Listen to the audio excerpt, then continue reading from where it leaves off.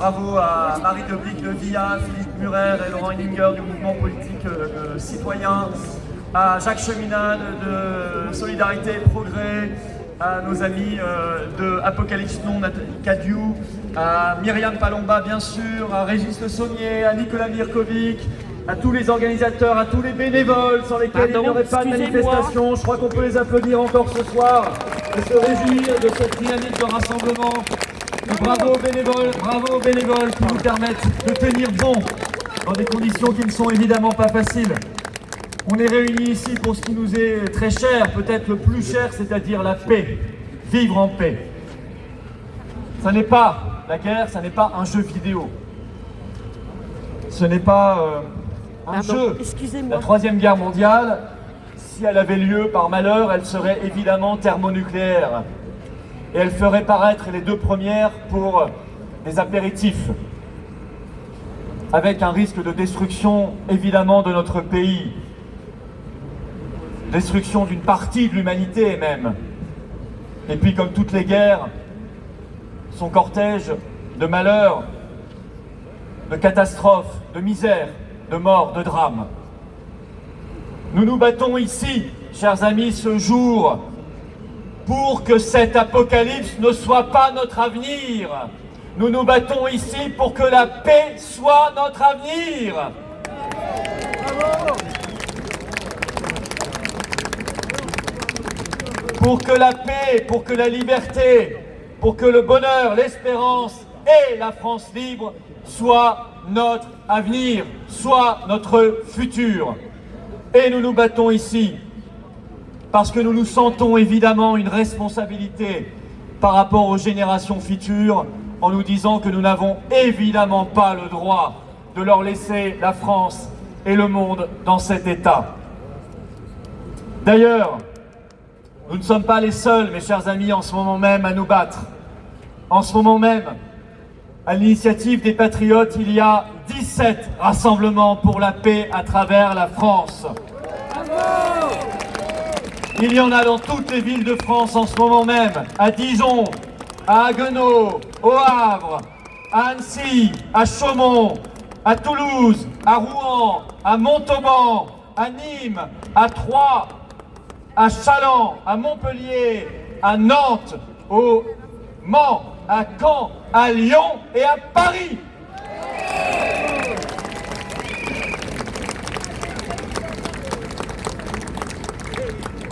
Vous le savez, les faucons, les fous de guerre ont depuis quelques jours, quelques semaines maintenant, un caillou dans leurs Rangers.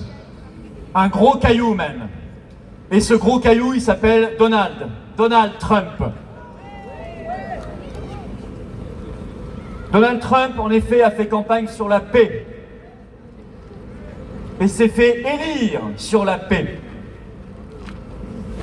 Il va arrivé au pouvoir le 20 janvier 2025 avec un programme de paix. Et toutes les nominations qu'il a déjà annoncées le confirment. Ce sera la négociation de paix obligatoire pour tout le monde.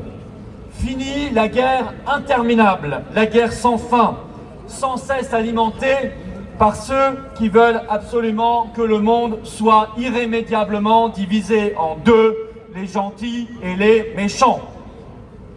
Le pseudo-monde libre, il paraît qu'on fait, nous, Français, partie du monde libre. Mais j'ai pas tout à fait le sentiment que la France soit encore aujourd'hui un pays de liberté, pour être tout à fait clair avec vous. Et il y aurait en face l'axe du mal. Ça suffit, ce scénario de Disney, ce film hollywoodien. On n'achète pas. Le monde est plus compliqué que ça.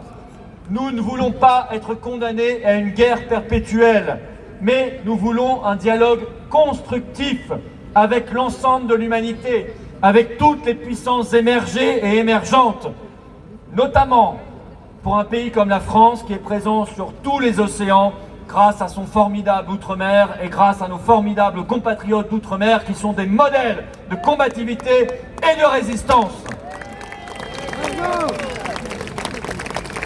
Le dialogue constructif avec l'ensemble du monde serait une démarche particulièrement intelligente pour régler tous nos problèmes diplomatiques énergétique, économique, migratoire, écologique, et aller vers un monde évidemment plus équilibré, plus agréable à vivre, un monde plus paisible, un monde plus beau. Donald Trump veut imposer cet agenda de paix, alors les faucons cherchent à précipiter la guerre. La troisième guerre mondiale, on le voit clairement depuis quelques jours. En quelques jours, l'état profond, je ne dis pas d'ailleurs Joe Biden, parce que je pense que ce pauvre Biden ne sait même pas très bien ce qui se passe autour de lui. Non, l'état profond, coup sur coup, a décidé en quelques jours d'autoriser l'Ukraine à frapper la Russie sur le sol russe avec des missiles longue portée, à réutiliser des mines antipersonnelles. Quelle folie et quelle ignominie! Et Macron, en bon toutou zélé de Washington, s'est empressé d'obéir à son maître en disant « on fera tout pareil ». Nous aussi, on autorise les missiles français à longue portée Scalp contre la Russie sur le sol russe. Mais lui veut aller plus loin.